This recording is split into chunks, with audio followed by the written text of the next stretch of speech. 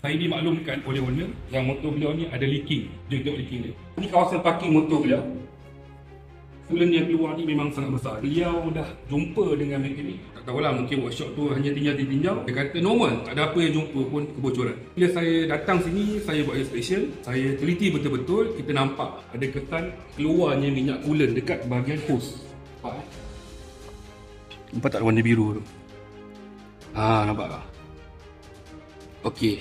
Ada kalanya kita boleh rujuk dengan teori, tetapi selebihnya kadang-kadang kita memerlukan pengalaman juga untuk kita mengenal pasti permasalahan-permasalahan yang ada pada motor bermasalah. Kebiasaanlah pengalaman, kalau motor tu mengalami masalah panas yang melampau, coolant tu akan cuba keluar di ruang-ruang yang boleh dia keluar. Dia akan keluar dekat bahagian celah-celahan hose radiator. Bila saya buat penelitian lebih dalam, dia keluar dekat bahagian hose juga, tetapi connect dengan bahagian block engine. Apa yang saya maklum kepada owner, kena buat checking hose tu mungkin dah terbelah. Lepas tu ketika dia buat grip, menyebabkan hose tu terkoyak. Dan ada kemungkinan juga slot untuk pemasangan hose kepada block engine tu ada tersopek atau bengkok dan sebagainya, yang boleh menyebabkan ada ruang untuk air coolant tu boleh keluar. Ini first defect yang kita jumpa.